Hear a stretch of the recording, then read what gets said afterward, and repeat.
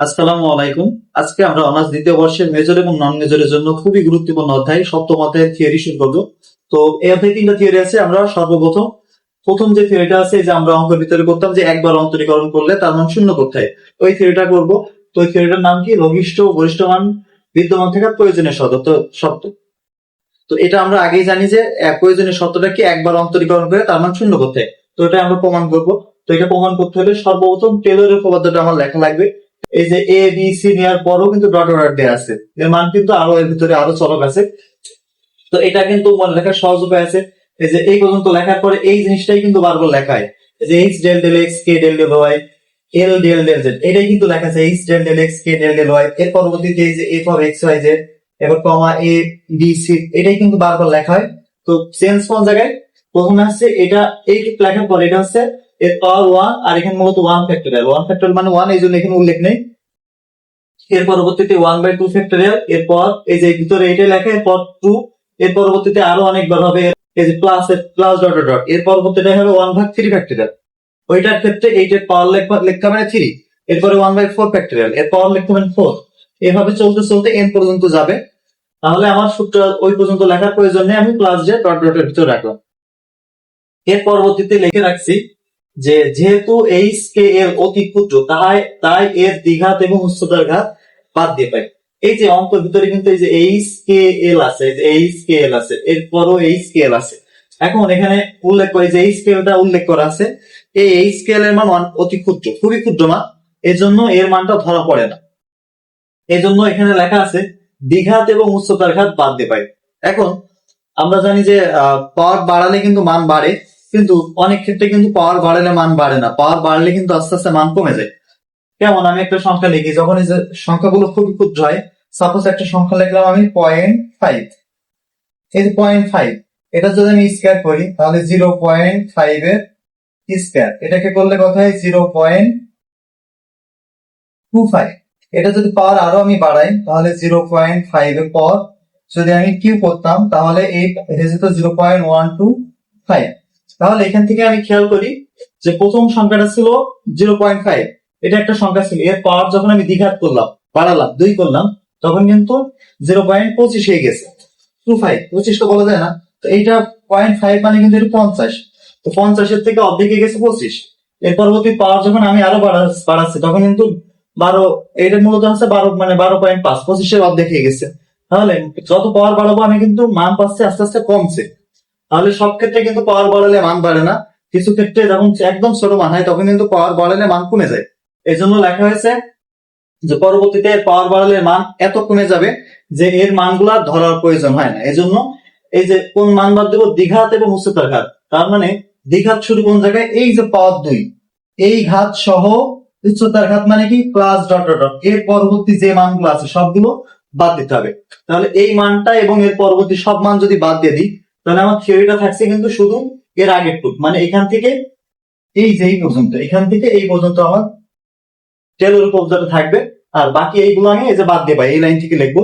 তাহলে এইটা বাদে আমি ওইটা এবার লিখি। এই লাইনের পরবর্তীতে এই যে আমি এটা লিখছি, যেহেতু এই দ্বিঘাত এবং উচ্চতার ঘাত বাদ, তাহলে যেটুকু থাকছে যে এখান থেকে এই পর্যন্ত যত থাকছে সেটা আমি লিখছি যে F of A plus H B plus K, এখান থেকে শুরু করে F of A B C, এখান থেকে কোন পর্যন্ত? এই যে এই পর্যন্ত আমি এই পর্যন্ত লিখছি। আর এই টুক কিন্তু আমার এই যে বাদ দিয়ে পাই, তাহলে ওইটি কিন্তু আর লেখার প্রয়োজন, এটা আমি বাদ দিয়ে রাখছি। এখন এই যে পাশে এ কমা বি কমা সি, এটা দেওয়ার মানে হচ্ছে এই যে একটা ফাংশন এক্স ওয়াই জেড, এই এক্স এর মান হচ্ছে এ, ওয়াই এর মান বি এবং জেড এর মান সি। এই মানটা এখানে পাশে এভাবে লিখে উল্লেখ করা হয়। এটা এইভাবে পাশে লেখা মানে এটা মূলত এক্স ওয়াই জেড এর মান। এবার এই জিনিসটা তো এই সাইডে প্লাস আছে, আমি যদি এটা সাইড চেঞ্জ করি, এটা এই সাইড নিয়ে আসলে কি হয়ে যাবে না মাইনাস, তাহলে মূলত এইটা এই সাইড নিয়ে আসলে মাইনাস হবে না, আর এই সাইডে সমানের ওইগুলো থাকবে না, এইটুক এইটুক থাকবে নাকি সমানের ওইগুলো, আর এটা এই সাইড নিয়ে আসলে হবে মাইনাস। তাহলে এটা আমি একবারে করে দিই, এক লাইন থেকে করে দিই, এটা এই সাইড নিয়ে আসলে আমি যে মাইনাস করে দিলাম, আর এইটুক থাকবে কি সমানের ওইগুলো, এটা এভাবে লিখে রাখলাম। তাহলে আমার মান আসলো যে এটা সমান এটা। এই এফ এর পরবর্তী যে অংশটা, এই যে এখান থেকে এই অংশটা আমি এবার এর সাথে গুণ করে দিই, তাহলে এই সাইডের কোনো কাজ হবে না, এই সাইডে যা আছে সেটা আমি লিখে রাখি। আছে কত? F of a plus h b plus k c plus l comma dot dot dot minus f of a comma b comma c comma dot dot dot সমান এই এফটাকে আমি সবার সাথে গুণ করে দিই, তাহলে এখানে আছে অলরেডি এইচ, আর গুণ করে দিলে আসছে কত ডেল এফ ভাগ ডেল এক্স। এই এফটাকে এর সাথে গুণ করে দিলাম। এর পরবর্তীতে এখানে কিন্তু নিচেই এ বি সি ছিল, সেই এ বি সি টাকেও আমি এর সাথে গুণ করে দিই। তবে এই যে এফ এর ভিতরে কিন্তু এক্স ওয়াই জেড ছিল, এফটা লিখলে আর এক্স ওয়াই জেড লেখা লাগে না, আর এফটা দ্বারা একটা ফাংশন বোঝায়। তাহলে এই যে নিচের এবিসি এটাকে আমি পি ধরে নিই, তাহলে এটা কিন্তু নিচেই ছিল, ওটাকে আমি পি ধরলাম, তাহলে ওই পিটা এখানে আমার এইভাবে এইভাবে লিখবো। তার পরবর্তীতে এই মাঝের যে অংশ আছে এটার সাথে একটা গুণ করি, এফটা কিন্তু এটার সাথে গুণ হবে, এটার সাথে গুণ হবে, এটার সাথে যতগুলো আছে সবার সাথে কিন্তু এটি গুণ আকারে আছে। তাহলে মাঝের হচ্ছিল কে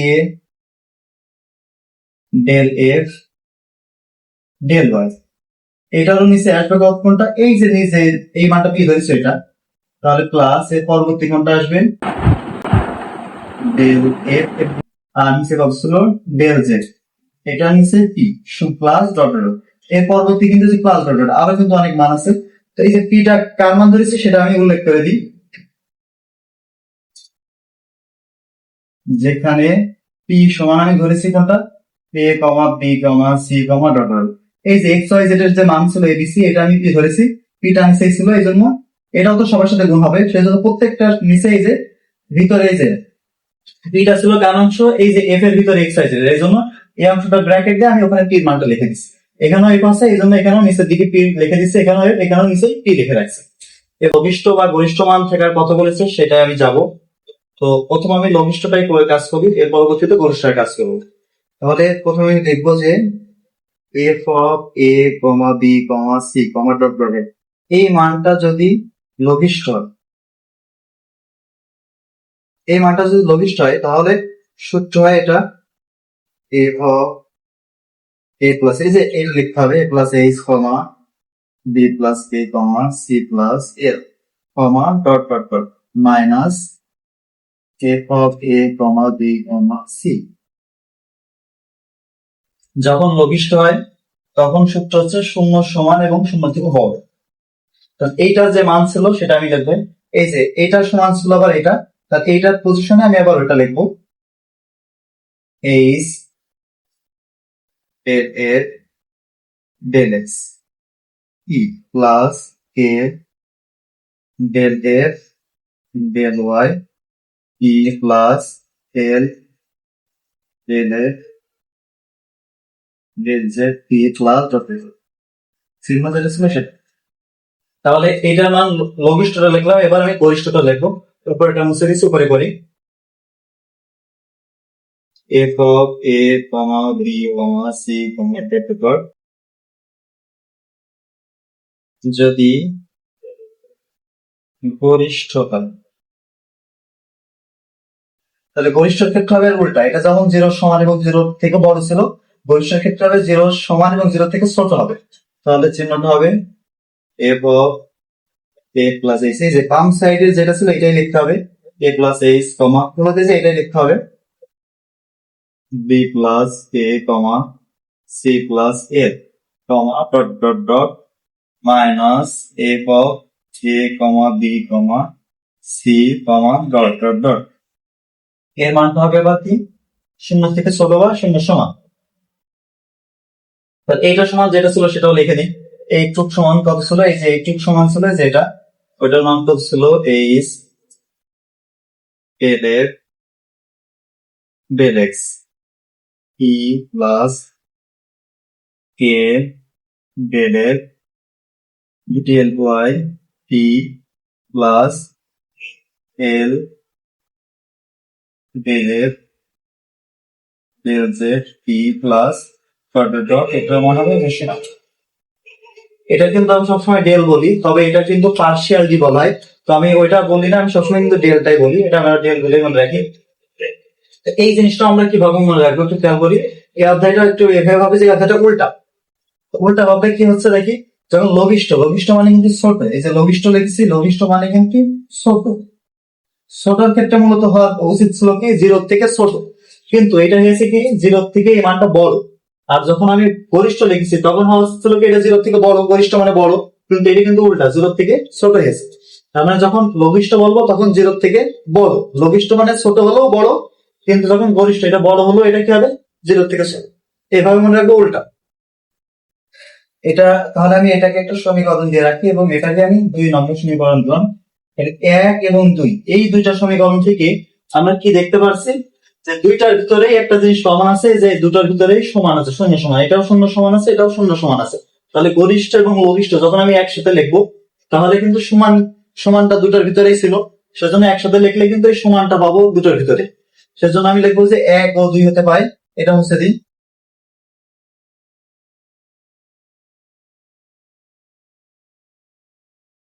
এই যে আমি লিখেছি 1 নম্বর সমীকরণ এবং 2 নম্বর সমীকরণ, যে 1 ও 2 নম্বর সমীকরণ হতে পারে যেহেতু একটা লঘিষ্ঠ একটা গরিষ্ঠ, এর জন্য লঘিষ্ঠ ও গরিষ্ঠ মান বিদ্যমান থাকার শর্ত কি পাচ্ছি আমরা, যে দুটার ভিতরে আছে যে ইকুয়াল আছে, এটাও ইকুয়াল আছে, এটাও শূন্য সমান আছে। তার মানে দুটো মিলে একবার আমরা লিখতে পারছি কি, অতএব H del F del X P plus K del F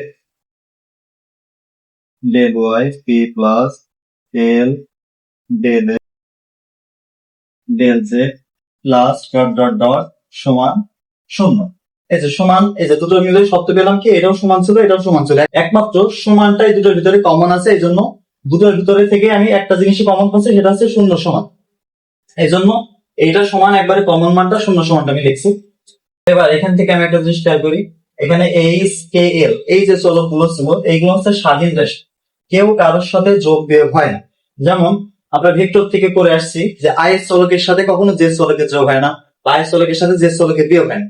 তাহলে আমরা ওইভাবে এটা ভাবি যে এই এইচ এর চলকের সাথে কে চলকের যোগ বিয়োগ হয় না, আবার কে এর সাথে এলুর হয় না, এর পরবর্তীতে বাকি যে চলক আছে কেরুর সাথে কেরুর যোগ বিয়োগ হয় না। তাহলে সবগুলো মিলে শূন্য কিভাবে হয়, কেউ তো কারোর সাথে যোগ হচ্ছে না, কেউ কারোর সাথে বিয়োগ হচ্ছে না। একমাত্র তখনই সম্ভব যখন এই টোটালটার মানে আলাদা করে 0, এই টোটালটার মানে আলাদা করে 0, এই বাকি যত মান আছে সবগুলোর মানে আলাদা আলাদা করে 0। যেহেতু এটার সাথে যোগ হয় না বা বিয়োগ হয় না, তাহলে তো এর সাথে কেটে 0 হবে।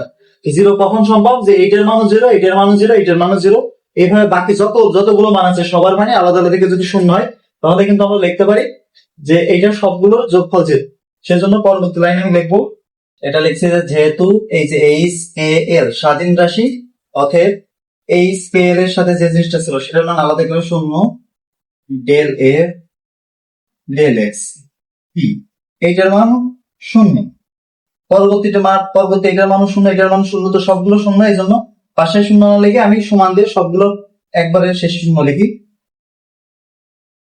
Del X del Y P সমান del F del Z P, এর পরবর্তী প্লাস ডট ডট, এর পরবর্তী কিন্তু আরো অনেকগুলো চলক আছে, এই জন্য সমান দিয়ে ওই ডট গুলো লিখতে হবে, সবার মানকে আলাদা করে শূন্য। তাহলে এই যে ডেল এফ ডেল এক্স এখানে একটা পি আছে, আবার ডেল এফ ডেল ওয়াই এখানেও পি আছে, ডেল এফ ডেল জেড এই সবগুলোর মানে আলাদা করে শূন্য। এই পিটা মূলত কার মান ছিল, পিটা ছিল ওই যে এ কমা, আমরা যে ধরে নিছিলাম যে A comma B comma C comma dot dot dot সমান পি, এটা কিন্তু আমরা সর্বপ্রথম ধরে নিছিলাম।